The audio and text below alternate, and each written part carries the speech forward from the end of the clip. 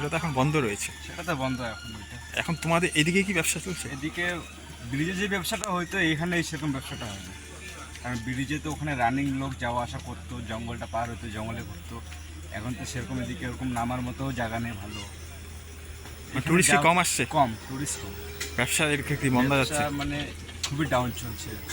মানে এখন তার কয়েকদিন পরে বর্ষা হ্যাঁ, শুরু হবে। এই যে 15 তারিখ থেকে তো জঙ্গলটা বন্ধ হয়ে আবার খুলবে সেপ্টেম্বরের 15 তারিখ থেকে, এখানে সিজন। তাহলে আপনারা কোন ব্যবসার সাথে যুক্ত? ডাবের ব্যবসা করি। এরপরে কি করবেন? এরপরে তো লোক প্রায় এরপরে তো থাকবেই না। লোক না থাকলে কি করবে? এই যে টুকটাক মিস্ত্রি কাজ করি, এগুলোই করতে লাগবে, কারণ তখন তার ব্যবসা চলবে না। মানে ওই ব্রিজ বন্ধ থাকার জন্য কি ব্যবসা বন্ধ? মানে হ্যাঁ, ব্রিজটার জন্যই মানে লোক কমে গেছে, টুরিস্ট আসে না, আসে না।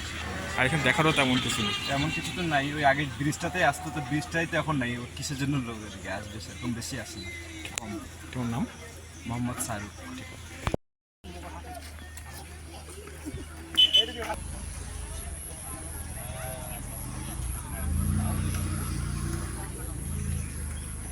অনুভূতি? ও আচ্ছা, আপনি নির্মাণ থেকে। হ্যাঁ, মোটামুটি এমনি ঠিকই আছে। ডুয়ার্স যেটা বলে আমাদের এতে, যেটা মূর্তি বা গরুমারার রেঞ্জের মধ্যে পড়ে, এটা ঠিকই আছে, অসুবিধা কিছু নেই। পাবলিক তো ভালোই এসেছে দেখলাম, যদিও 15ই জুন থেকে জঙ্গল সাফারি বন্ধ হয়ে যাবে, তাও তো পাবলিক ভালোই এসেছে দেখলাম। ওইখানটা মূলত সেতুটা তো এখন কাজ চলছে। মেনলি হ্যাঁ, মূর্তি সেতুটাতে লোকে অনেকে ওখানে ফটোশ্যুট করতো, বা ওখানটা থেকে পুরো নদীটাকে, রেঞ্জটাকে দেখতে পেতে খুব ভালো লাগতো।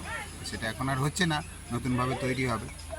এখন তেমন ভাবে ঘোরার তেমন না না, স্পট নেই। তেমন ভাবে ঘোরার কিছু নেই। এইখানে মোটামুটি ওই এই আছে, আর গরুমারার জঙ্গল সাফারিগুলো আছে। এদিকে তো নদীর গতিপথ তেমন নেই। গতিপথ সেরকম নেই, বর্ষা সেরকম ভাবে এখনো হয়নি।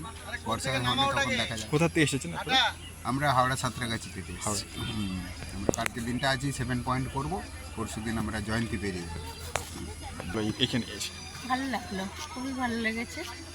তা ব্রিজের ওদিকটা গেলাম, ভাঙা দেখলাম, তৈরি হচ্ছে ব্রিজটা নতুন করে।